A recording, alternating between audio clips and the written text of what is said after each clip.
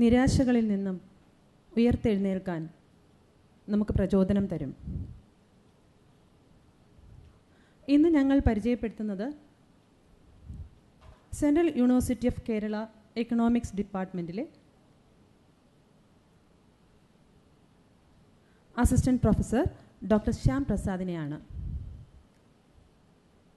Cerebral palsy എന്ന ശരീരാവസ്ഥയെ ആത്മവിശ്വാസവും കഠിന പ്രയത്നവും ലക്ഷ്യബോധവും കൊണ്ട് തരണം ചെയ്ത വ്യക്തി.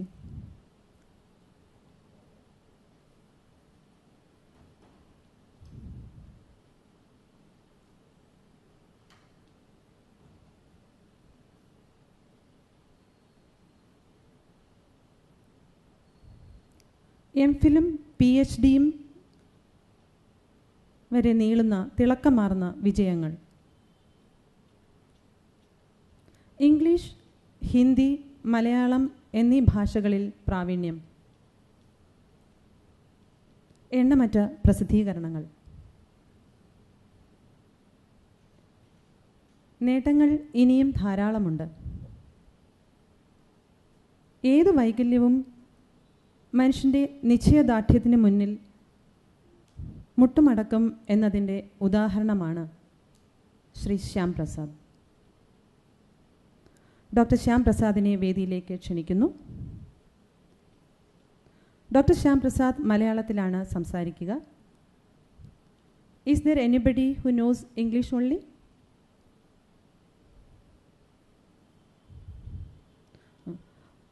ദയവായി മൊബൈൽ ഫോണുകൾ സ്വിച്ച് ഓഫ് ചെയ്യാൻ മറക്കരുത്. ഡോക്ടർ ശ്യാം പ്രസാദ് നിങ്ങളോട് സംസാരിക്കുന്നു.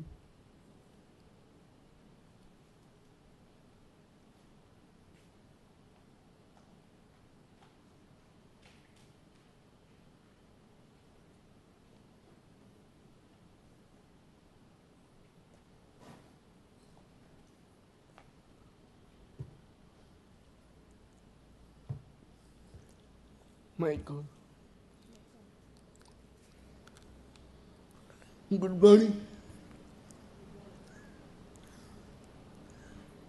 ഞാൻ doctor Shyam Prasad.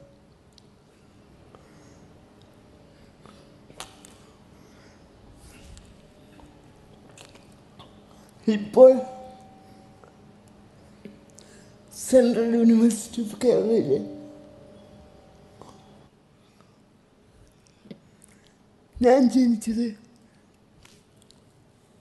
Cerebral palsy എന്ന ന്യൂറോ ഡിസോർഡറും കൊണ്ടാണ്. ആ രോഗത്തിന് കാരണം ആധുനിക വൈദ്യശാസ്ത്രം പറയുകയാണെങ്കിൽ ജനിച്ച് ഒരാഴ്ചക്കിടക്ക് വന്ന ജോണ്ടിസ് അല്ലെങ്കിൽ മഞ്ഞപ്പിത്തം എന്ന് പറയുന്ന ഒരു ജീവിതാവസ്ഥയിൽ നിന്നാണ് ഈ രോഗം എനിക്കുണ്ടായത്. ഇപ്പോൾ I am standing in front of you. ഒരു ടീച്ചറും ഒരു അധ്യാപകനുമാണ്. പക്ഷേ ഞാൻ എങ്ങനെ വീഴ്ത്തി എന്നാലോചിക്കുകയാണെങ്കിൽ എൻ്റെ ജീവിതത്തെക്കുറിച്ച് പറയുകയാണെങ്കിൽ it will be an interesting story for it. അഞ്ചാം വയസ്സ് വരെ അല്ലെങ്കിൽ എനിക്ക് ഒന്നും ഒറ്റയ്ക്ക് ചെയ്യാനുള്ള പ്രാപ്തി ഉണ്ടായിരുന്നില്ല. ഫിസിക്കൽ മെഡിസിൻ്റെയും ഫിസിയോതെറാപ്പിയുടെയും സഹായത്തോടു കൂടിയാണ് ഞാനിവിടെ എത്തിയത്. ജീവിതത്തിൻ്റെ ആദ്യഘട്ടത്തിൽ അല്ലെങ്കിൽ വിദ്യാഭ്യാസത്തിൻ്റെ ആദ്യഘട്ടത്തിൽ പെന്നോ പെൻസിലോ പിടിക്കാനുള്ള കഴിവ് പോലും എനിക്കുണ്ടായിരുന്നില്ല. ആ കാലഘട്ടത്തിൽ റബ്ബർ ബാൻഡ് ഉപയോഗിച്ചാണ് എൻ്റെ കൈക്ക് പെൻസിൽ കുടുക്കിയാണ് ഞാൻ എഴുതിയിരുന്നത്, പ്രത്യേകിച്ച് ഞാൻ പറയുകയാണെങ്കിൽ. പിന്നെ 6-ാം വയസ്സിൽ ആദ്യമായി സ്കൂളിൽ പോയപ്പോൾ ഒരു doctor K Menon Kozhikode medical കോളേജിലെ ഫിസിക്കൽ മെഡിസിൻ ആയിട്ടായിരുന്നു. അയാൾ അഡ്വൈസ് ചെയ്തത് ഒരിക്കലും സ്പെഷ്യൽ സ്കൂളിലേക്ക് അയക്കാതിരിക്കുക. കാരണം സ്പെഷ്യൽ സ്കൂൾ ഒരിക്കലും ഒരു സെറിബ്രൽ പാൾസി അല്ലെങ്കിൽ നോർമൽ സ്വഭാവമുള്ളൊരു കുട്ടിക്ക് പറ്റിയതല്ല. കാരണം അവിടെ നിങ്ങൾ ചെയ്യുന്നത് പ്രത്യേകിച്ച് എന്നേക്കാൾ അല്ലെങ്കിൽ ഞങ്ങളെക്കാൾ ഐക്യു കുറഞ്ഞ അല്ലെങ്കിൽ ഐക്യു ഡിഫറൻ്റായ വിദ്യാർത്ഥികളുമായിരിക്കും. അങ്ങനെയാണ് എന്നെ ഒരു സാധാരണ സ്കൂളിലേക്ക് അയക്കാൻ ഡോക്ടർമാർ റെക്കമെൻഡ് ചെയ്തു. അക്കാലത്ത് it was not easy task. എൻ്റെ പാരൻസിന് പാരൻസ് ആർ ടീച്ചേഴ്സ്, അപ്പോൾ അവർക്ക് ടൈമില്ല. അതുകൊണ്ട് എൻ്റെ ഗ്രാൻഡ് പാരൻസ് ആണ് ടേക്ക് കെയർ ചെയ്തത്. അപ്പോഴവരെ സ്കൂളിൽ കൊണ്ടുപോയിട്ട് even they have to feed me, അല്ലെങ്കിൽ അവർക്ക് ചോറ് വായിൽ വെക്കേണ്ട ഒരവസ്ഥ വരെ ഉണ്ടായിരുന്നു. എൻ്റെ ഒരു 4-ാം ക്ലാസ് വരെ. പിന്നെയാണ് ഞാൻ സ്വന്തമായി കാര്യങ്ങൾ ചെയ്തുകൊണ്ടിരുന്നത്. ഒരു 4-ാം ക്ലാസ് വരെ എല്ലാത്തിനും അതിനൊരു ഹെൽപ്പ്. കുളിക്കാനും ഭക്ഷണം കഴിക്കാനും സഞ്ചരിക്കാനും ഒക്കെ എനിക്ക് ഹെൽപ്പ് വേണം. പിന്നെ എനിക്ക് പറയാനുള്ളത്, ഈ കാലഘട്ടത്തിൽ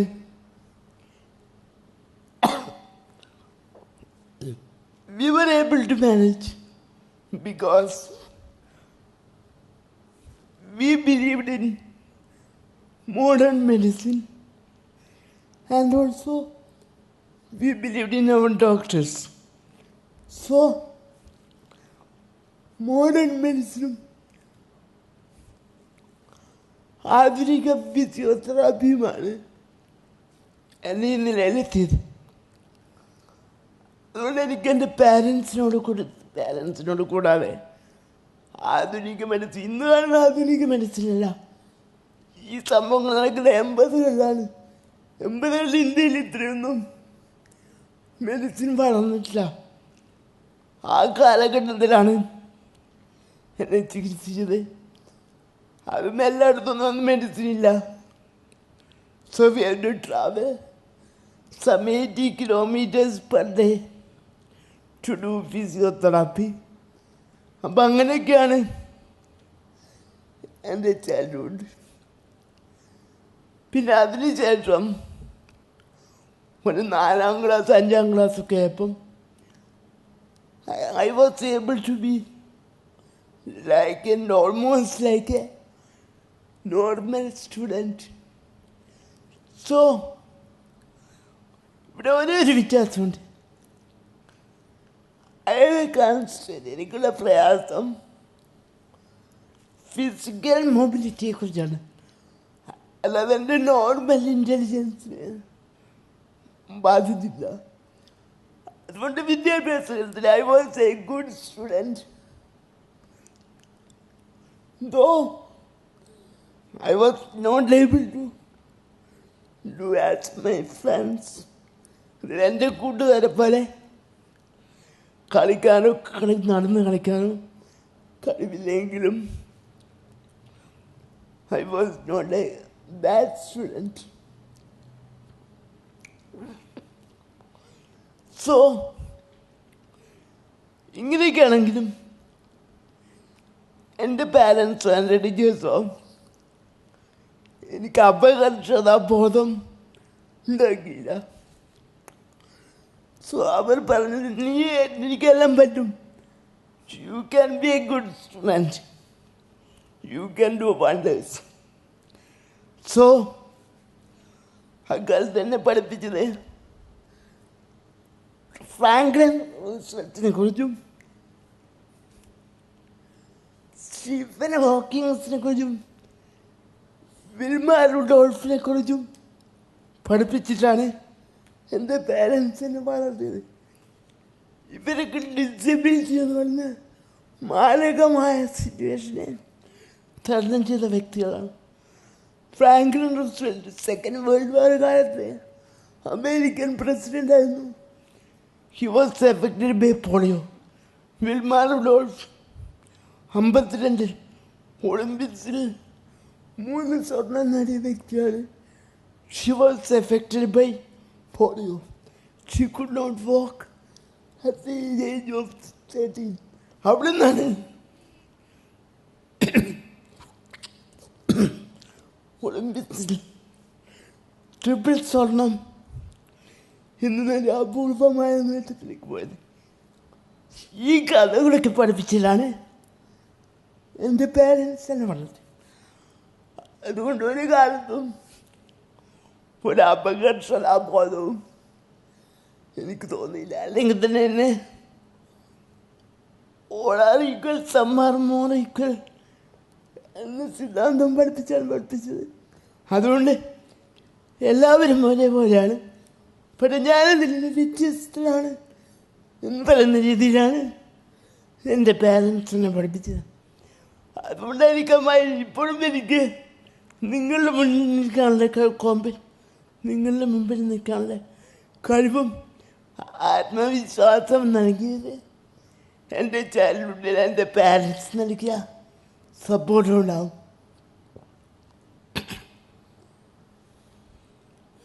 ദെൻ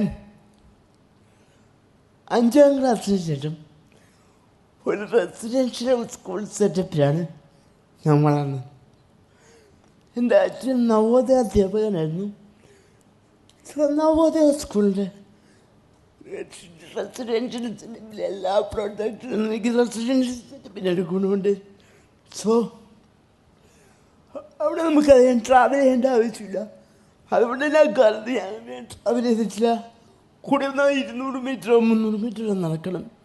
അങ്ങനെയുള്ളൊരു ഘട്ടത്തിലാണ് ഞാൻ വളർന്നത്.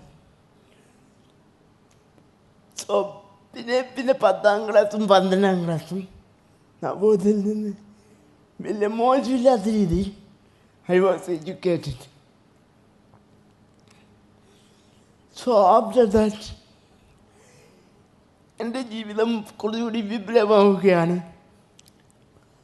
കാരണം ഒരു റെസിഡൻഷ്യൽ സെറ്റപ്പിൽ നിന്ന് സാധാ കോളേജ് ലൈഫിലേക്ക് ഞാൻ ആ കാലഘട്ടമാണ് ഞാനെന്ന് പറയുന്ന വ്യക്തിയെ മാറ്റിയത്. അവിടെ എനിക്ക് സാധാരണ ലൈൻ ബസ്സിൽ ഇവിടെയൊന്നും കാണുന്ന പോലെ ലൈൻ ബസ്സില്ല. കണ്ണൂർ ജില്ലയിൽ മണിക്കൂറിൽ 70 കിലോമീറ്റർ 50 കിലോമീറ്റർ സ്പീഡിൽ ലിമിറ്റഡ് സ്റ്റോപ്പായി ഓടുന്ന ലൈൻ ബസ്സിൽ കയറി യാത്ര ചെയ്യേണ്ടി വരും. അതും 10-12 കിലോമീറ്റർ ഒരു ട്രാവലിനെ normal bus to my college. പലപ്പോഴും സീറ്റ് കിട്ടില്ല. കാരണം കോളേജ് കിടക്കുന്ന റിമോട്ട് ഏരിയയിൽ നിന്നാണ്. പലപ്പോഴും കമ്പിയിൽ തൂങ്ങിയും വാതിലിൻ്റെ മുകളിൽ തൂങ്ങിയും ഞാൻ യാത്ര ചെയ്തിട്ടുണ്ട്. അപ്പം ഈ കാലഘട്ടത്തിലാണ് ഞാനൊരു പ്രൊട്ടക്റ്റഡ്. അതുവരെ ഒരു പരിധിവരെ ഞാൻ എൻ്റെ അച്ഛൻ്റെ സ്ഥാപനത്തിലാണ് പഠിച്ചത്. അവിടെ I was more protected like a kid of a teacher.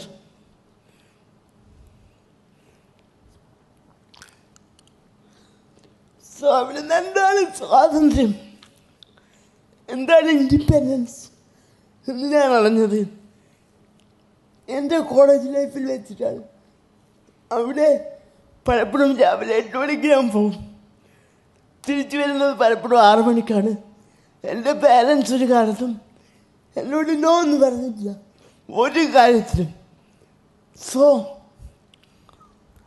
ആ ജീവിതമാണ് എനിക്കെൻ്റെ ജീവിതത്തിലെ ലൈഫ് ടേണർ.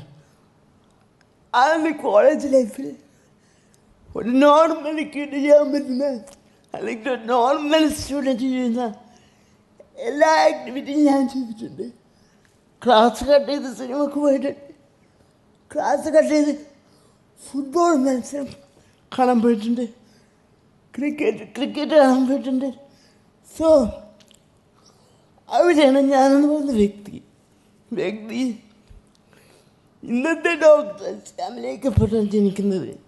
എൻ്റെ കോളേജ് നൽകിയ ഹെൽത്ത് സ്പോർട്സാണ്. ഞാൻ പഠിച്ചത് കണ്ണൂർ ജില്ലയിലെ ഒരു കാത്തലിക് സഭ നടത്തുന്ന നിർമ്മലഗിരി കോളേജ് എന്ന് പറയുന്ന ഒരു കോളേജിൽ. അവിടെ ഞാനൊരു പരിധിവരെ വളരെ ഇൻഡിപെൻഡൻ്റ് ആയിരുന്നു. എൻ്റെ ടീച്ചേഴ്സ് എനിക്ക് ഒരുപാട് സ്വാതന്ത്ര്യം നൽകിയിട്ടുണ്ട്. ചിലപ്പം സാധാരണ ഒരാഴ്ച കയ്യിൽ വെക്കാവുന്ന ബുക്ക് ടീച്ചേഴ്സ് എനിക്ക് ഒരു സെമസ്റ്റർ കയ്യിൽ വെക്കാൻ നൽകിയിട്ടുണ്ട്. കാരണം എനിക്ക് അതുകൊണ്ട് സഞ്ചരിക്കാൻ പ്രയാസമായതുകൊണ്ട് അവർ പറയുന്നു ഇത് വെച്ചോ. സോ നിങ്ങളൊരിക്കലും So I was a product of my support given by my teachers, my parents. ആ കാലഘട്ടത്തിലാണ് ഞാനെന്ന് പറയുന്ന വ്യക്തി ഇന്ന് ജീവിക്കുന്ന ഞാനെന്ന് പറയുന്ന വ്യക്തി ജനറേറ്റ് ചെയ്യപ്പെടുന്നത്. ഞാൻ യൂണിവേഴ്സിറ്റി തലത്തിൽ പല ക്യൂസ് കോമ്പറ്റീഷൻ പങ്കെടുത്ത ആ കാലഘട്ടത്തിലാണ്. സോ ഞാൻ 3 വർഷത്തോളം യൂണിവേഴ്സിറ്റി ക്യൂസ് ചാമ്പ്യനായിരുന്നു ആ പീരീഡിൽ. സോ ആ കോളേജ് ലൈഫാണ് ഞാനെന്ന് പറയുന്ന വ്യക്തിയെ ഇന്നത്തെ ഇതിൽ നിങ്ങളുടെ മുമ്പിൽ സംസാരിക്കാനും നിങ്ങളുടെ മുമ്പിൽ നിൽക്കാനുള്ളതായിരുന്നു. എനിക്ക് പലപ്പോഴും എൻ്റെ ടീച്ചേഴ്സ് പറയും എനിക്ക് പഠിപ്പിക്കാൻ പ്രയാസമുണ്ട്, എനിക്കറിയാം, പക്ഷേ ഞാൻ നിന്നെ അവോയ്ഡ് ചെയ്യില്ല. കാരണം നീ ടൈം എടുത്ത് പഠിപ്പിക്കുമോ, കാരണം എനിക്ക് പ്രയാസമുണ്ടെന്ന് എനിക്കറിയാം, പക്ഷേ ക്ലാസ് എടുക്കണം, നാളെ നിൻ്റെ വഴി അതായിരിക്കും. സോ ആ പീരീഡിലാണ് ഞാനിങ്ങനെ ശരിക്കും സംസാരിച്ചത് ജീവിതത്തിൽ ആദ്യമായി നിർമ്മലഗിരി കോളേജ് ഓഡിറ്റോറിയത്തിൽ വെച്ചായിരിക്കും. അതുവരെ വളരെ ഇൻട്രോവേർട്ടായിരുന്നു ഞാൻ. കോളേജിലെ 5 വർഷം കൊണ്ട് I was became a normal teacher, normal student, or normal individual during that period. അപ്പോഴാണ് എനിക്ക് MA കഴിഞ്ഞു. MAക്ക് എനിക്ക് ഫസ്റ്റ് റാങ്കാണ്, 81% മാർക്കുണ്ട്.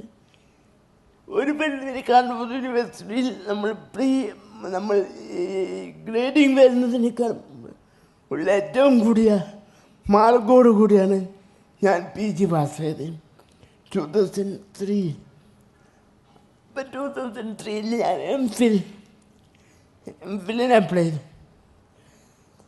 എംഫിലിന് അപ്ലൈ ചെയ്തപ്പം I applied in 2 places. One is Center for Development Studies. പിന്നെ പോണ്ടിച്ചേരി യൂണിവേഴ്സിറ്റിക്ക് മാഹിയിലൊരു സെൻറ്റർ ഉണ്ടായിരുന്നു. അവിടെ പോകാൻ എൻ്റെ വീട്ടിൽ നിന്ന് 15 കിലോമീറ്ററേ ഉള്ളൂ. എനിക്ക് വേണമെങ്കിൽ പോവാം, പക്ഷെ അങ്ങനെ എനിക്ക് ആയിക്കോട്ടെ അഡ്മിഷൻ ഇൻ CDS. സോ എൻ്റെ പാരൻസ് പറഞ്ഞു എനിക്ക് തീരുമാനിക്കാം, ഒന്നിക്കൽ വീട്ടിൽ നിന്ന് 15 കിലോമീറ്റർ എനിക്ക് ദിവസം പോയി വരാം, അല്ലെങ്കിൽ CDS എന്ന് പറഞ്ഞാൽ പൊതുവെ എനിക്ക് പുതിയ പ്ലേസ് തിരുവനന്തപുരത്ത് പോയിട്ട് ജീവിക്കാം. കാരണം എനിക്ക് കോൺഫിഡൻസ് ഉണ്ടെങ്കിൽ വേണമെങ്കിൽ പോവാം. അങ്ങനെയാണ് ഞാൻ CDSലെത്തി. CDSലെത്തിയതോടുകൂടി ഞാൻ ഒരു ഇൻഡിപെൻഡൻറ്റ് ഇൻഡിവിജ്വലായി മാറി. കാരണം അതുവരെ ഞാൻ ജീവിച്ചത് വീട്ടിൽ നിന്നാണ്. വീട്ടിൽ ഒരുപാട് പ്രോജക്റ്റ് നൽകിയിരുന്നു. CDSലെത്തിപ്പിച്ച് ഹോസ്റ്റൽ റൂമിൽ നമ്മൾ ഒറ്റക്കാണ്, വാതിലടക്കണം, നമ്മളൊരുപാട് കാര്യങ്ങൾ ഒറ്റയ്ക്ക് ചെയ്യണം. അങ്ങനെ സീരിയസ് വന്നതോടുകൂടി ഒരു ഇൻഡിവിജ്വൽ എന്ന നിലയ്ക്കും ഞാൻ ഇൻഡിപെൻഡൻ്റായി. സീരീസ് പഠിക്കുന്ന കാലത്ത് ഞങ്ങൾ ട്രിവാൻഡ്രത്ത് നടന്നു കളിക്കും. ട്രിവാൻഡ്രത്ത് പല റോഡിലും ബസ്സിൽ സഞ്ചരിക്കും. ട്രിവാൻഡ്രത്തിൽ ഒരു മാസത്തിൽ 3 സിനിമക്കെങ്കിലും പോകും. So it was one of the golden period of my life. So series എനിക്ക് നോൺ അക്കാഡമിക് മാത്രമല്ല, നോൺ അക്കാഡമിക് ജീവിതത്തിലും കൂടി ഇൻഫ്ലുവൻസ്.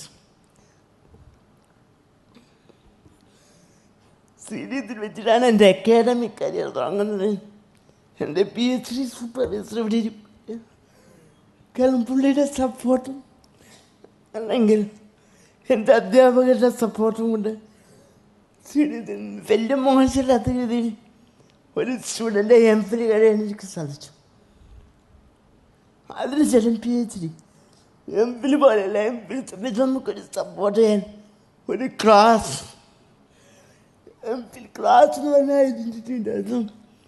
PhDക്ക് എത്തുന്നതോടുകൂടി ക്ലാസ് എന്ന് പറഞ്ഞ ഐഡൻറ്റിറ്റിയിൽ നിന്ന് ശ്യാം പ്രസാദ് എന്ന് പറഞ്ഞ ഇൻഡിവിജ്വൽ ഐഡൻറ്റിറ്റിയിലേക്ക് നമ്മൾ മാറുകയാണ്. നമ്മളെല്ലാം ഇൻഡിവിജ്വൽ ചെയ്യണം. നമ്മുടെ വർക്ക് ഇൻഡിവിജ്വൽ ചെയ്യണം, നമ്മുടെ റൈറ്റിംഗ് ഇൻഡിവിജ്വൽ ചെയ്യണം, നമ്മുടെ പ്രസൻറ്റേഷൻ ഇൻഡിവിജ്വൽ ചെയ്യണം, നമ്മുടെ ഫീൽഡ് വർക്കും നമ്മുടെ ഡാറ്റ അനാലിസിസും ഇൻഡിവിജ്വൽ ചെയ്യണം. നിങ്ങളെ സഹായിക്കാൻ ആരും കാണില്ല. കൂടെ വന്നാലും നിങ്ങളുടെ സൂപ്പർവൈസർ നിങ്ങൾക്ക് ഡയറക്ഷൻ തരും, ബാക്കിയെല്ലാം നമ്മൾ ചെയ്യണം. ആ സമയത്താണ് ഞാൻ ഒരുപാട് കോൺഫറൻസ് ഒക്കെ പോയി ഇന്ത്യ മുഴുവൻ സഞ്ചരിച്ചിട്ടുണ്ട്. Right from Kanyakumari to Kashmir, from Guwahati to Mumbai. ഇതിനിടയ്ക്ക് ഇന്ത്യ മുഴുവൻ സഞ്ചരിക്കാനുള്ള അവസരം കിട്ടി. പലപ്പോഴും ട്രെയിനിൽ വെച്ചും ഞാൻ പറയുന്നത് കുറച്ചുകൂടി നമ്മളെ സമൂഹത്തെക്കുറിച്ചാണ്. When I was traveling in train, അല്ലെങ്കിൽ എന്നെ ഇങ്ങനെ കാണുമ്പം പലപ്പോഴും ആൾക്കാർ അത്ഭുതത്തോടുകൂടി നോക്കാറുണ്ട്. ട്രെയിനിൽ നിന്ന് ഇറക്കിപ്പെട്ട സംഭവം വരെയുണ്ട്. ഒരു ദിവസം ഞാൻ രാജധാനി എക്സ്പ്രസ്സിൽ ട്രാവൽ ചെയ്യുകയായിരുന്നു. അപ്പോൾ ഒരാൾ വന്നിട്ട് കേരളത്തിലല്ല, ഗുജറാത്തിൽ നിന്ന് ഞാൻ ട്രിവാൻഡ്രത്തേക്ക് വരികയാണ്. ഒരാൾ വന്നിട്ട് I was about to be deported from the train because he thought I'm a beggar sitting in a AC train. So അതാണ് നമുക്ക് സമൂഹത്തിൽ ഡിസേബിൾഡ് ആയ പീപ്പിളിനുള്ള ആറ്റിറ്റ്യൂഡ്. എന്നോട് പലപ്പോഴും ജോലി കിട്ടിയതിന് ശേഷവും കാസർഗോഡ് വെച്ച് ഞാൻ സെൻട്രൽ യൂണിവേഴ്സിറ്റിയിലെ അധ്യാപകനായതിനു ശേഷം എന്നോട് പലരും ചോദിച്ചിട്ടുണ്ട്, നിങ്ങൾക്ക് ജോലി കിട്ടിയത് റിസർവേഷൻ കോട്ടയിൽ നിന്നാണോ? Do you think we can get job only through reservation quota? I don't think so. So നമ്മുടെ സമൂഹം പലപ്പോഴും ഞാനും നിങ്ങളോടങ്ങുന്ന വ്യക്തികളെ ഒരു അത്ഭുത വസ്തുക്കളായിട്ടാണ് കാണുന്നത്. അതാണ് എനിക്ക് പ്രത്യേകം പറയാനുള്ളത്. ഇങ്ങനെയൊക്കെ ട്രാവൽ ചെയ്തപ്പോഴും എന്നെ പലപ്പോഴും ഇന്ത്യയിലും അബ്രോഡിലും ഞാൻ പോയിട്ടുണ്ട്. ടോക്കിയോയിലും ബോൺ നഗരത്തിലും ബെർലിനിലും ഞാൻ പോയിട്ടുണ്ട്. അവിടെയൊന്നും നമുക്കില്ലാത്തൊരു ഒരു സിറ്റുവേഷനാണ് ഇന്ത്യയിൽ. ഞാനിങ്ങനെ റോഡിലൂടെ നടക്കുമ്പോൾ അല്ലെങ്കിൽ ഞാനിങ്ങനെ ട്രാവൽ ചെയ്യുമ്പോൾ ആൾക്കാർ ഭയങ്കര അത്ഭുതത്തോടുകൂടി നോക്കും. ആരും ഹെൽപ്പ് ചെയ്യാൻ പറ്റില്ല, ആരും ഇവന് കൈപിടിക്കാൻ പറ്റുന്നില്ല. പക്ഷേ ആൾക്കൊരു അത്ഭുതമാണ്. പക്ഷേ ഞാൻ ടോക്കിയോയിലും ബോണിലും പോയപ്പം അവിടെ എങ്ങനെയല്ല, അവിടുത്തെ സിസ്റ്റം നമുക്ക് സപ്പോർട്ടീവാണ്. ഈവൻ ഫ്രാങ്ക്ഫോർട്ട് എന്ന് പറഞ്ഞാൽ യൂറോപ്പിലെ ഏറ്റവും വലിയ എയർപോർട്ടിൽ 10 ടെർമിനൽസുകൾ കണ്ടുപിടിക്കാൻ നടന്നപ്പം ഒരു യൂറോപ്യൻ മനുഷ്യൻ എനിക്കിപ്പോഴും ആളെ അറിയില്ല. പുള്ളി എന്നെ വണ്ടി കയറ്റി ഒരു ടെർമിനൽസ് കൊണ്ട് ഇറക്കിയിട്ടുണ്ട്. ഇന്ത്യയിലൊരിക്കലും അതേ പ്രതീക്ഷിക്കില്ല. എനിക്ക് തന്നെ അറിയാം ഇന്ത്യക്കാരുടെ ആറ്റിറ്റ്യൂഡ്. എന്നോട് മാത്രമല്ല, പൊതുവെ ഡിസേബിൾഡ് പീപ്പിളിനോട് ഒരു നെഗറ്റീവ് രീതിയിലുള്ള ആറ്റിറ്റ്യൂഡാണ് എന്ത് സംഭവം. പിന്നെ അതിനുശേഷം ഇവിടെ സീരീസിൽ PhD കംപ്ലീറ്റ് ചെയ്യുന്നതോടുകൂടി I became a researcher as an individual. So അതോടുകൂടി എനിക്ക് 10-15 പേപ്പേഴ്സ് ഉണ്ട്. സീരീസ് PhD ചെയ്യുമ്പം തന്നെ ആ ഐഡൻറ്റിറ്റി വെച്ചിട്ട് after doing PhD I got a job in Gujarat, Ahmedabad. So Ahmedabad എന്ന് പറഞ്ഞാൽ മാത്രമല്ല, ജോബ് വളരെ ഇൻട്രസ്റ്റിംഗ് ആണ്. My job is to evaluate NGOs in India. So I have to travel all over India. So I traveled from Gujarat to Rajasthan, to Ranchi, then to Hyderabad, then to interior parts of Maharashtra, interior parts of Assam. അങ്ങനെ ഒരുപാട് travel ചെയ്യേണ്ടി വന്നിട്ടുണ്ട്. അത് ബസ്സിലും ട്രെയിനിലും വിമാനത്തിലും എയറോപ്ലെയിനിലും ഒക്കെ travel ചെയ്യേണ്ടി വന്നിട്ടുണ്ട്. അപ്പോൾ അവിടെയൊക്കെ എനിക്ക് പ്രയാസങ്ങളുണ്ട്. എനിക്ക് പ്രയാസമില്ല എന്ന് ഞാൻ ഒരിക്കലും പറയില്ല. എനിക്ക് ചിലപ്പോൾ നിങ്ങളിപ്പം പറയുന്ന പോലെ ഒരു ഗ്ലാസ് നിറയെ വെള്ളം തന്നു വെച്ചാൽ എനിക്ക് ചിലപ്പം കുടിക്കാൻ പറ്റില്ല. അപ്പം ഞാൻ തരുന്നവരാണെന്ന് പറയാം, give me 2 glasses so that I can drink water. പിന്നെ ഒരു പേപ്പർ ഗ്ലാസ്സിൽ എനിക്ക് വെള്ളം കുടിക്കാൻ പറ്റില്ല. അപ്പം ഞാൻ ട്രെയിനിൽ ട്രാവൽ ചെയ്യുമ്പോൾ എന്ത് ചെയ്യും? I will take my own steel glass so that I can drink water. So എനിക്ക് ലിമിറ്റേഷൻ ഇല്ല എന്ന് ഞാൻ പറയില്ല. I have a lot of limitation.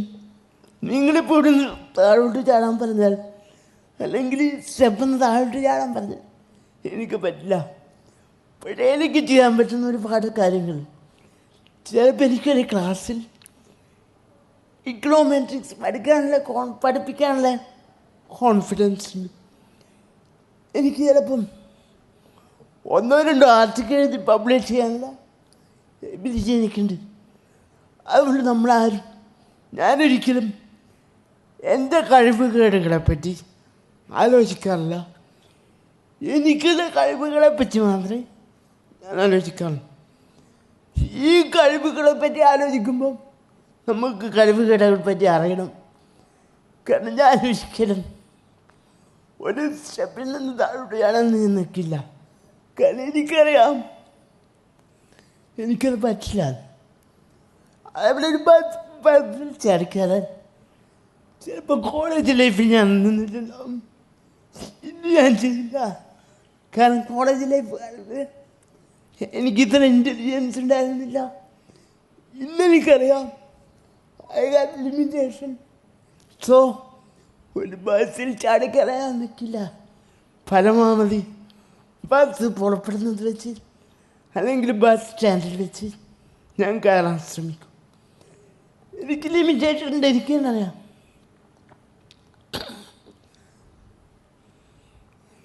Now I am a teacher. എൻ്റെ 2 സ്റ്റുഡൻസ് ഇവിടെ ഇരിപ്പുണ്ട്. So you can ask more about to them as a teacher, their opinion as a teacher.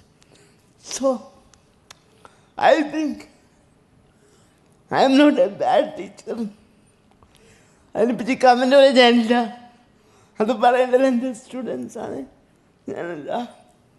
So teaching ലൈഫിലും എനിക്ക് ഒരുപാട് ലിമിറ്റേഷൻസ് ഉണ്ട്. ചിലപ്പോൾ എനിക്ക് ബോർഡിൽ എഴുതാൻ പറ്റില്ല. പിന്നെ ട്രാൻസ്ഫർ ദ ടെക്നോളജി. ഇന്ന് ബോർഡിൻ്റെ ആവശ്യമില്ല. ഞാൻ ചെയ്യേണ്ടത് മുഴുവൻ ഒരു പവർ പോയിൻ്റാക്കി കമ്പ്യൂട്ടറിൽ കൊടുത്ത് അത് പ്രസൻറ്റ് ചെയ്യും. സോ പണ്ടൊരു 30 കൊല്ലം മുമ്പുള്ള പോലെയല്ല. ഇന്ന് ടെക്നോളജി അത്രയ്ക്ക് അഡ്വാൻസ്ഡാണ്. ഈ ടെക്നോളജി ഉപയോഗിച്ച് ഡിസേബിൾഡ് ഫ്രണ്ട്ലി ആയ ഒരു അന്തരീക്ഷമാണ് നമ്മളെ കോളേജുകളിലും യൂണിവേഴ്സിറ്റികളിലും ഉള്ളത്. അതുകൊണ്ട് തന്നെ ആസ് എ ടീച്ചർ ഞാൻ കോമ്പറ്റീറ്റീവ് ആണെന്ന് കരുതാം. സോ അതിനെപ്പറ്റി ഞാനധികം കമൻറ്റ് പറയില്ല. നമ്മുടെ പെർഫോമൻസിനെ വാല്യൂട്ടിന് ഞാനല്ല, എൻ്റെ മുമ്പിലിരിക്കുന്നത് നിങ്ങളാണ്, എൻ്റെ ഓഡിയൻസാണ്. അതുകൊണ്ട് ഒരു ടീച്ചറിൽ എനിക്ക് എത്രത്തോളം പെർഫോം ചെയ്യുമെന്ന് എനിക്കറിയില്ല. അതിനെപ്പറ്റി ഞാൻ പറയുന്നില്ല. But I am a good teacher no. അതുമാത്രമല്ല, ഞാൻ ഒരുപാട് സഞ്ചരിച്ചിട്ടുണ്ട്, ഒരുപാട് സെമിനാറിന് പോകാറുണ്ട്. അപ്പം ജീവിതത്തെക്കുറിച്ച് പറയുകയാണെങ്കിൽ എനിക്ക് പറയാനുള്ളത്, നമുക്കൊരുപാട് ലിമിറ്റേഷൻസ് ഉണ്ട്. ഈ ലിമിറ്റേഷൻ നമുക്ക് ജന്മനുള്ളതാണ്. ഈ ലിമിറ്റേഷൻ നമുക്ക് മാറാനും പറ്റില്ല. മാറ്റാൻ ഒരു പരിധി വരെ പറ്റും, with help of modern science and with help of modern medicine. പക്ഷെ നമുക്കെല്ലാം ചെയ്യാൻ പറ്റില്ല. അപ്പോൾ നമുക്ക് ജീവിതത്തിൽ നമ്മളെ ലിമിറ്റേഷൻ ഉൾക്കൊണ്ടുകൊണ്ട്, നമുക്ക് ലിമിറ്റേഷൻ അറിഞ്ഞുകൊണ്ട് നമ്മൾ ജീവിക്കണം. അതാണ് ഞാൻ പലപ്പോഴും ചെയ്യുന്നത്. അതിനാണ് എനിക്ക് എല്ലാ ഡിസേബിൾഡിനോടും പറയാനുള്ളത്. എല്ലാ ഡിഫറെൻ്റ്. ഇപ്പം ഡിസേബിൾഡ് എന്ന് പറയുന്ന വാക്ക് അന്തർദേശീയ നിഘണ്ടുവിൽ നിന്ന് മാറിക്കൊണ്ടിരിക്കുകയാണ്. ഇപ്പം ഡിഫറെൻ്റ്ലി ഏബിൾഡ്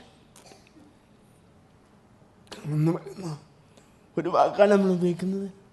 ഇന്ത്യയിൽ മാത്രമാണ് നമ്മളിപ്പോൾ ഡിസേബിൾഡ് എന്ന് എഴുതുന്നത്.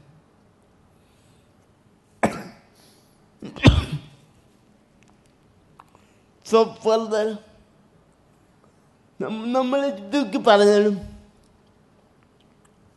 നമ്മൾ എത്രയൊക്കെ ചെയ്താലും നമുക്ക് വേണ്ട നമ്മളെ ലിമിറ്റേഷൻ നമ്മൾ മനസ്സിലാക്കിയാലും നമുക്ക് മാത്രമൊന്നും ചെയ്യാൻ പറ്റില്ല.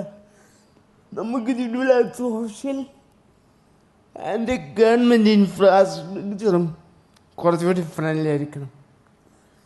ഇന്ന് പഴയ പോലെയല്ല. ഞാൻ കോളേജിൽ പഠിച്ച കാലമല്ല. നമുക്ക്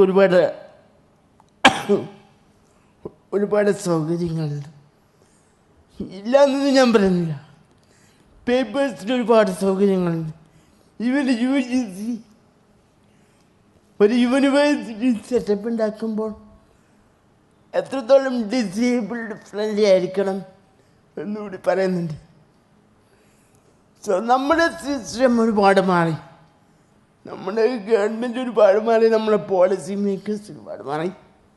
ഇവിടെ മാറാത്തത് ഞാനും നിങ്ങളും ഉൾക്കൊള്ളുന്ന സമൂഹത്തിൻ്റെ ആറ്റിറ്റ്യൂഡാണ്. സോ എൻ്റെ ജീവിതം ചെറുപ്പത്തിൽ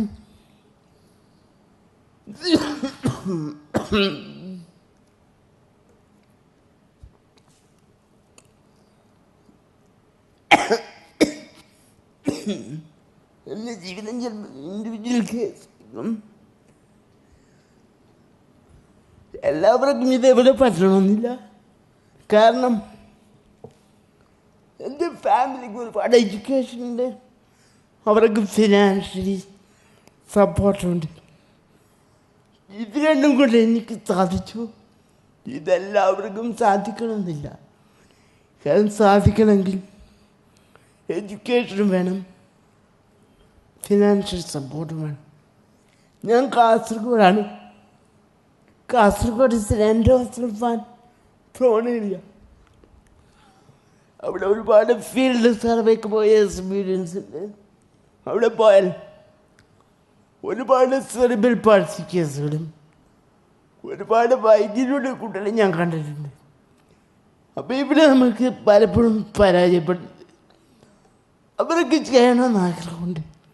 എല്ലാവർക്കും പാരൻസിന് കുട്ടികളെ ചെയ്യണം, അല്ലെങ്കിൽ കുട്ടികളെ സപ്പോർട്ട് ചെയ്യണം, എന്നാഗ്രഹമുണ്ട്. പക്ഷേ ആഗ്രഹം യാഥാർത്ഥ്യവൽക്കരിക്കണമെങ്കിൽ എന്ത് വേണം? ഒന്നുകിൽ അവർക്ക് വിദ്യാഭ്യാസം വേണം, അല്ലെങ്കിൽ അവർക്ക് ഫിനാൻഷ്യൽ സപ്പോർട്ട് വേണം. ഇത് രണ്ടുമാണ് നമുക്ക് ഏറ്റവും കൂടുതൽ ലാഗ്. അപ്പം നമ്മൾ എന്ത് ചെയ്യണം? ഗവൺമെൻറ് തന്നെ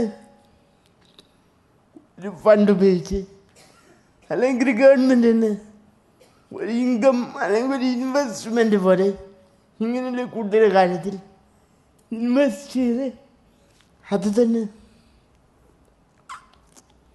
they have to support these needed people. അല്ലാതെ അവർക്കെല്ലാം നേടാനുള്ള കഴിവില്ല. സോ എൻ്റെ ജീവിതം ചിലപ്പോൾ ഒരു സ്റ്റോറി ആയിരിക്കും, എൻ്റെ ജീവിതം ഒരു സക്സസ് സ്റ്റോറി ആയിരിക്കും. പക്ഷേ ആ സക്സസ് സ്റ്റോറിയിൽ ഒരുപാട് പേർക്ക് പങ്കുണ്ട്. എൻ്റെ പാരൻസ്, എൻ്റെ ടീച്ചേഴ്സ്, എൻ്റെ ഫ്രണ്ട്സ്, ഡോക്ടേഴ്സ്, എല്ലാവർക്കും ഒരുപാട് പങ്കുണ്ട്. അപ്പം പലപ്പോഴും ഇന്ത്യയെ പോലെ കേരളം പോലെ ഡൈവേഴ്സ് ഇൻ സൊസൈറ്റി ഇതൊന്നും എല്ലാവർക്കും കിട്ടണമെന്നില്ല. അപ്പം നമ്മളിങ്ങനെ ഒരു ലൈഫ് നടത്തുമ്പോൾ അല്ലെങ്കിൽ ഞാനെന്ന് പറഞ്ഞൊരു റോൾ മോഡലും നിങ്ങൾ മനസ്സിലാക്കേണ്ടത് ഒരു റോൾ മോഡലാണ് ഞാൻ, അല്ലാതെ ഞാൻ പറയുന്നില്ല. പിന്നെ ഈ റോൾ മോഡൽ ക്രിയേറ്റ് ചെയ്യാൻ സാധിച്ച ഒരു സോഷ്യൽ ആൻഡ് ഇക്കണോമിക് സ്പേസിലാണ് ഞാൻ വളർന്നത്. എല്ലാവർക്കും അതുണ്ടാവണമെന്നില്ല. അപ്പം നമുക്കെന്ത് വേണം? നമ്മളെ സിസ്റ്റം അല്ലെങ്കിൽ നമ്മുടെ ഗവൺമെൻറ് അല്ലെങ്കിൽ നമ്മുടെ സൊസൈറ്റി എല്ലാവർക്കും ഒരു ബേസിക് സപ്പോർട്ട് നൽകുന്ന രീതിയിലേക്ക് മാറണം. അതാണ് എനിക്ക് പറയാനുള്ളത്. അല്ലാതെ നമുക്ക് കഴിവുകളുണ്ട്, എല്ലാവർക്കും കഴിവുണ്ട്. അതാണ് നമ്മൾ ഡിസേബിൾഡ് എന്ന വാക്കിൽ നിന്ന് ഡിഫറൻ്റ്ലി ഏബിൾഡ് എന്ന് പറയുന്ന വാക്കിലേക്ക് മാറിയത്. ഡിസേബിൾഡ് എന്ന് വെച്ചാൽ നെഗറ്റീവ് അർത്ഥം. നെഗറ്റീവ് അർത്ഥം എന്ന് വെച്ചാൽ ഡിസേബിൾഡ് എന്ന് വെച്ചാൽ അംഗവൈകല്യമുള്ളവൻ. ഇപ്പം അതല്ല, ഇപ്പം നമുക്ക് ഡിഫറൻ്റ്ലി ഏബിൾഡാണ്. ഡിഫറൻ്റ്ലി ഏബിൾഡ് എന്ന് വെച്ചാൽ നമുക്ക് കഴിവുകളുണ്ട്. ആ കഴിവുകൾ പൊതുസമൂഹത്തിൽ നിന്ന് ഡിഫറൻ്റാണ് എന്നർത്ഥത്തിലാണ് ഡിഫറൻ്റ്ലി ഏബിൾഡ് എന്ന് പറയുന്ന കൺസെപ്റ്റിലേക്ക് ലോകം മാറി. അപ്പം 97 ശേഷം 97 United Nations charter on differently abled. 97 ശേഷം ലോകം മുഴുവൻ ഡിഫറൻ്റ്ലി ഏബിൾഡ് ആൾക്കാരെ സമൂഹമായിട്ട് ഇൻ്റഗ്രേറ്റ് ചെയ്യാനുള്ള ശ്രമം നടക്കുന്നുണ്ട്. ഈവൻ നിഷിൻ്റെ പ്രവർത്തനങ്ങളും UN ചാർട്ടറിൻ്റെയും ഈ ഗവൺമെൻറ്റിൻ്റെയും മാറ്റത്തിൻ്റെ തുടക്കമാണ്. അതുകൊണ്ട് ഫ്യൂച്ചറിൽ നമുക്ക് കുറച്ചുകൂടി ഡിഫറൻ്റ്ലി ഏബിൾഡ് ഫ്രണ്ട്ലി ആയ കാര്യം നമുക്ക് പ്രതീക്ഷിക്കാം. അതുമാത്രമല്ല, ഒരു 2 മാസം മുമ്പ് ഇന്ത്യൻ പാർലമെൻറ്റ് ഒരു ആക്ട് പാസ്സാക്കിയിട്ടുണ്ട്, inclusion of differently abled people act. അത് നമുക്കൊരുപാട് അവകാശങ്ങൾ നൽകുന്നുണ്ട്. നമുക്കുള്ളത് അവകാശങ്ങളാണ്, ഔദാര്യമല്ല. അതാണ് എനിക്ക് നിങ്ങളോട് പറയാനുള്ളത്. ഒരു ബസ്സിൽ ഡിഫറൻ്റ്ലി ഏബിൾഡ് ആളുടെ ഒരു സീറ്റിൽ മറ്റൊരാൾ ഇരിക്കുന്നുണ്ടെങ്കിൽ അയാൾ എണീച്ച് തരേണ്ടത് നിയമപരമായി അയാളുടെ ബാധ്യതയാണ്. അല്ലാതെ നമ്മളവരോട് പോയി കെഞ്ചേണ്ട ആവശ്യമില്ല. സോ നമ്മൾ അവകാശങ്ങൾ ചോദിച്ചു വാങ്ങുക. ഇതൊക്കെ നമ്മുടെ അവകാശങ്ങളാണ്. ഇതൊന്നും ഔദാര്യമല്ല. പലപ്പോഴും നമ്മൾ ഔദാര്യം പോലെയാണ് നമ്മളിത് കണക്കേക്ക്. അത് ചിലപ്പോൾ ഇന്ത്യ വളർന്നാലെങ്കിൽ ഇന്ത്യയിൽ കൊളോണിയൽ സ്റ്റേറ്റിൻ്റെ ബാക്കി പത്രമായിരിക്കും.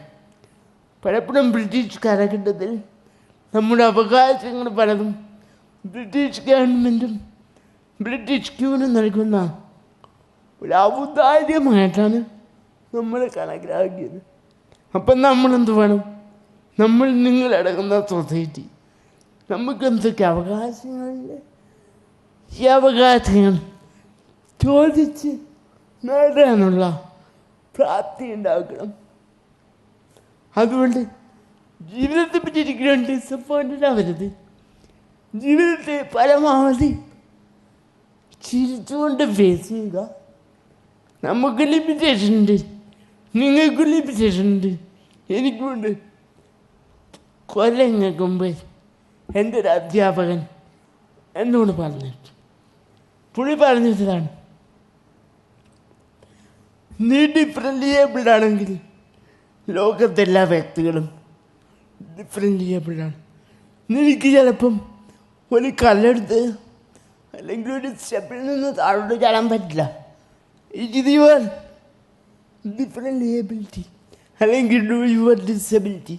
പക്ഷേ ഒരു പക്ക പെർഫെക്റ്റ് ഒരു മനുഷ്യന് ഒരു ആർട്ടിക്കിൾ വായിച്ച് അതിൻ്റെ സമ്മറി എഴുതാൻ പറ്റില്ല.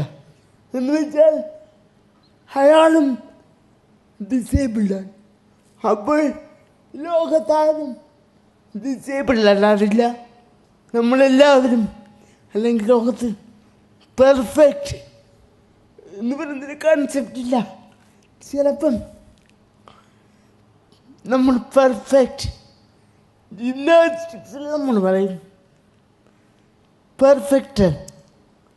ജിംനാസ്റ്റിക് ടെർമിനോളജിയിൽ പെർഫെക്റ്റ് എന്ന വാക്കുണ്ട്. പെർഫെക്റ്റ് എന്ന ലോകത്ത് നേടിയത് ഒരേ ഒരു വ്യക്തിയാണ്, നാദിയ കൊമ്യൂണിറ്റി. അപ്പം നാദിയ കൊമ്യൂണിറ്റിയാണ് പെർഫെക്റ്റ് എന്ന ഒരേ ഒരു വ്യക്തി. അതേപോലെ ലോകത്ത് പെർഫെക്റ്റ് എന്ന് പറയുന്ന വ്യക്തികൾ ഒന്നോ രണ്ടോ പേര് മാത്രമല്ലോ ഉണ്ട്. ഞാനും നിങ്ങളും പെർഫെക്റ്റ് അല്ല. എനിക്കൊരുപാട് ഇൻപെർഫെക്ഷൻസ് ഉണ്ട്. അതേപോലെ നിങ്ങൾക്കും നിങ്ങളുടെ സമൂഹത്തിലും നിങ്ങളെ പഠിപ്പിക്കുന്ന അധ്യാപകർക്കും നിങ്ങളുടെ കൂടെ വർക്ക് ചെയ്യുന്ന ടീച്ചേഴ്സിനും നിങ്ങളുടെ മുമ്പിലിരിക്കുന്ന സ്റ്റുഡൻസിനും ഒരുപാട് ഇൻപെർഫെക്ഷൻസ് ഉണ്ട്. ഈ ഇൻപെർഫെക്ഷൻസ് ഉണ്ടെന്ന ബോധ്യമുണ്ടെങ്കിൽ നമ്മളെ ഇൻപെർഫെക്ഷൻ ഒരിക്കലും നമുക്കൊരു ലിമിറ്റേഷനല്ല. നമ്മളിപ്പോൾ ലിമിറ്റേഷൻ ആവുന്നത് എപ്പോഴാണെന്നറിയുമോ? നമ്മൾ ലിമിറ്റേഷൻ ആവുന്നത് നമ്മളെ ഇൻപെർഫെക്ഷൻ അല്ലെങ്കിൽ നമുക്ക് ഇൻപെർഫെക്റ്റ് ആണ് എന്ന് പറയുന്നത് തോന്നൽ ഉണ്ടാകുമ്പോഴാണ് നമ്മൾ ഇൻപെർഫെക്റ്റ്, നമ്മൾ പെർഫെക്ഷനെ പറ്റി ആലോചിക്കും. അതായത് ലോകത്ത് പഞ്ചസാര കണ്ടുപിടിക്കുന്നതിനേക്കാൾ മുമ്പ് അല്ലെങ്കിൽ പഞ്ചസാരയെ പറ്റി മനസ്സിലാക്കുന്നതിനേക്കാൾ മുമ്പ് മനുഷ്യൻ മധുരമിടാത്ത ചായ കുടിച്ചിരുന്നു. കാലഘട്ടത്തിലൊരിക്കലും മധുരമിടാത്ത ചായ മോശമാണെന്ന് കരുതിയിരുന്നില്ല. എപ്പോഴാണ് മധുരമില്ലാത്ത ചായ മോശമാകുന്നത്? നമുക്ക് പഞ്ചസാരയിട്ട ചായ എന്ന് പറയുന്ന ഒരു പെർഫെക്റ്റ് സിറ്റുവേഷനെ പറ്റി ആലോചിക്കുമ്പോഴാണ് മധുരമിടാത്ത ചായ മോശമാവുന്നത്. അപ്പം നമ്മളെന്ത് ചെയ്യുക? നമ്മൾ ആലോചിക്കേണ്ടത് ഒരിക്കലും ലോകത്തിലാരും പെർഫെക്റ്റ് അല്ല, ഞാനും പെർഫെക്റ്റ് അല്ല, നിങ്ങളും പെർഫെക്റ്റ് അല്ല. എല്ലാവരും പെർഫെക്ഷൻ ഇല്ലാതെ ജീവിക്കുന്നു. ഇങ്ങനെയുള്ളൊരു ആറ്റിറ്റ്യൂഡ് വന്നാൽ തന്നെ ഡിസബിലിറ്റി അല്ലെങ്കിൽ നമ്മുടെ ഇൻപെർഫെക്ഷൻ നമ്മളെ ബാധിക്കുന്നതല്ല. അതുകൊണ്ട് എനിക്ക് നിങ്ങളോട് പറയാനുള്ളത്, don't think that you are imperfect. ഞാൻ ഇൻപെർഫെക്റ്റ് ആണ്, നിങ്ങളും പെർഫെക്റ്റ് ആണ്, എല്ലാവരും പെർഫെക്റ്റ് ആണ്. അതുകൊണ്ട് I am fit to live in this world എന്ന് പറയുന്ന ആറ്റിറ്റ്യൂഡ് ഉണ്ടെങ്കിൽ നമുക്ക് എവിടെയും വിജയിക്കാം. So that is my message towards you. Thank U.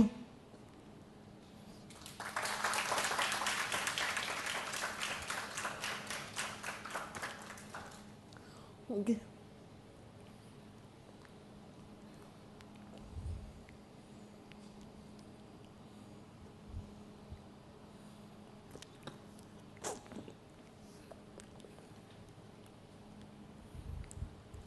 Doctor Shyam പ്രസാദിനോട് നിങ്ങൾക്ക് എന്തെങ്കിലും ചോദ്യങ്ങളുണ്ടെങ്കിൽ ഇപ്പോൾ ചോദിക്കാം.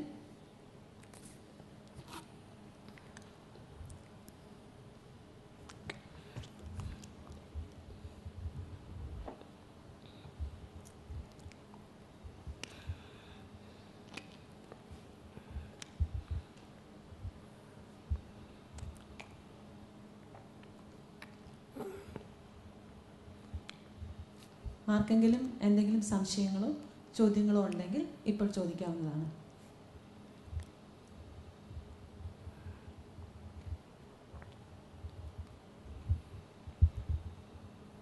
Good morning sir. സ്കൂൾ ജീവിതത്തിലെ സ്കൂളിൽ പഠിച്ചുകൊണ്ടിരുന്നപ്പോൾ കൂട്ടുകാരുടെ ആറ്റിറ്റ്യൂഡ്, സാറിൻ്റെ ബെസ്റ്റ് ഫ്രണ്ട്, അങ്ങനെയുള്ള ആരൊക്കെയാണെന്ന് അറിയാൻ താല്പര്യമുണ്ടായിരുന്നു. കാരണം ഒരു കാര്യം കൂടി പറഞ്ഞോട്ടെ, എൻ്റെ മകനും ഹിയറിംഗ് ഇമ്പേർഡ് ആയിട്ടുള്ളൊരു കുഞ്ഞിൻ്റെ അമ്മയാണ് ഞാൻ. കഴിഞ്ഞ ദിവസം മോൻ എൻ്റെ അടുത്ത് 1-2 കാര്യങ്ങൾ സംസാരിച്ചു. ഇനി എനിക്ക് സാറിൻ്റെ കഥ കൂടി ഉൾപ്പെടുത്തിയിട്ട് വേണം അവന് കുറച്ച് കാര്യങ്ങൾ പറഞ്ഞു കൊടുക്കാനായിട്ട്. അത് ഇന്നലെ ശരിക്കും എൻ്റെ മനസ്സിനെ വല്ലാതെ വിഷമിപ്പിച്ചൊരു സിറ്റുവേഷനാണ്. അത് പറഞ്ഞു കൊടുക്കാൻ കൂടി വേണ്ടിയിട്ടാണ് ഞാൻ ഈ ചോദ്യം ചോദിച്ചത്. സ്കൂൾ ജീവിതത്തിലെ അല്ലെങ്കിൽ സമൂഹത്തിലെ ബാക്കിയുള്ളവരുടെ ആറ്റിറ്റ്യൂഡ്, ശരിക്കും നമ്മൾ ആ വിജയിച്ചു എന്ന് പറഞ്ഞാൽ എന്നാലും ഒരു ആറ്റിറ്റ്യൂഡ് ഉണ്ടായിരിക്കുമല്ലോ, അതെങ്ങനെ തരണം ചെയ്തു എന്നറിയാൻ വേണ്ടിയിട്ടാണ്. ആറ്റിറ്റ്യൂഡ് പ്രോബ്ലം ഇല്ലാന്നില്ല, ഞാൻ പറയുന്നില്ല. പക്ഷെ നമ്മൾ പഠിക്കേണ്ടത് ഒരു വ്യക്തിക്ക് മോശം ആറ്റിറ്റ്യൂഡ് ഉണ്ടെങ്കിൽ it is not my fault. അതെൻ്റെ കുഴപ്പമല്ല, ആ വ്യക്തിയുടെ കുഴപ്പമാണ്. അന്ന് ആറ്റിറ്റ്യൂഡോടുകൂടിയാണ് ഞാൻ വളർന്നത്. പിന്നെ സ്കൂൾ ലൈഫ് നമ്മൾ മോശമാവും, നമ്മളെപ്പോഴും മോശമാവുന്നത് നമുക്കൊരു പ്രായം കൂടുമ്പോഴാണ്. പൊതുവെ കുട്ടികൾ ആരും മോശമില്ല. നമ്മുടെ സ്കൂൾ ലൈഫിൽ I was so protected by my friends. പിന്നെ ബെസ്റ്റ് ഫ്രണ്ട്സ് എന്ന് പറയുന്ന കൺസെപ്റ്റ് തന്നെ തെറ്റാണ്. ലോകത്താർക്കും ബെസ്റ്റ് ഫ്രണ്ടും ഇല്ല, ആരും വേഴ്സ്റ്റ് ഫ്രണ്ടും ഇല്ല. ബെസ്റ്റ് എന്ന് വെച്ചാൽ it is A superlative concept. അവൻ്റെ ഫ്രണ്ട്സ് ഒരുപാടുണ്ട്. അതിൻ്റെ സ്കൂൾ ഡേയ്സ് മുതൽ ഇന്നെന്നെ ഞാൻ പഠിപ്പിക്കുന്ന കുട്ടികൾ വരെ എൻ്റെ ഫ്രണ്ട്സാണ്. അതാണ് എനിക്ക് പൊതുവുള്ള ആറ്റിറ്റ്യൂഡ്. അതുകൊണ്ട് ബെസ്റ്റ് ഫ്രണ്ട്സ് എന്ന് പറഞ്ഞൊരു കൺസെപ്റ്റ് ഇല്ല, ഒരുപാട് ഫ്രണ്ട്സ്. അപ്പോൾ മാറേണ്ടത്, നമ്മൾ കുട്ടികളെ ക്രിയേറ്റ് ചെയ്യേണ്ടത് ഒരു ബോധമാണ്. അതായത് നിന്നെ ആണെങ്കിൽ മോശമായി ചിത്രീകരിക്കുന്നുണ്ടെങ്കിൽ, അല്ലെങ്കിൽ നിന്നെ ആണെങ്കിൽ മോശമായി ട്രീറ്റ് ചെയ്യുന്നുണ്ടെങ്കിൽ അത് നിൻ്റെ കുഴപ്പമല്ല, ആ വ്യക്തിയുടെ കുഴപ്പമാണ് എന്ന് പറയുന്ന രീതിയിൽ മക്കളെ വളർത്താൻ പറ്റുകയാണെങ്കിൽ it will be A great story. അങ്ങനെയാണ് എൻ്റെ പാരൻസ് ഒരു പരിധി വരെ എന്നെ വളർത്തിയത്.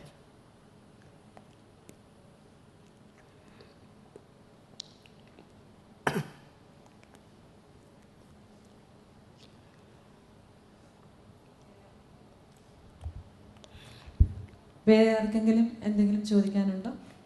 വിജയങ്ങൾക്ക് കുറുക്കുവഴികളില്ലെന്നും ആത്മവിശ്വാസവും തളരാത്ത പ്രയത്നവും ഉണ്ടെങ്കിൽ വിജയങ്ങൾ കൈപ്പിടിയിൽ ഒതുങ്ങുമെന്നും ശ്രീ ശ്യാം പ്രസാദ് തെളിയിച്ചു.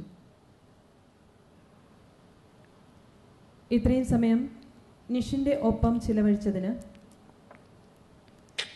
അദ്ദേഹത്തിന് ഹൃദയം നിറഞ്ഞ നന്ദി. ഒപ്പം ഈ പരിപാടിയിൽ പങ്കെടുക്കാൻ ഇവിടെ എത്തിച്ചേർന്ന ഏവർക്കും അകമഴിഞ്ഞ നന്ദി അറിയിക്കട്ടെ. ശ്രീ ശ്യാം പ്രസാദിന് നിഷിൻ്റെ വക ഉപഹാരം സമർപ്പിക്കാൻ നിഷ് എക്സിക്യൂട്ടീവ് ഡയറക്ടർ ഡോക്ടർ സാമുവൽ മാത്യുവിനെ ക്ഷണിക്കുന്നു.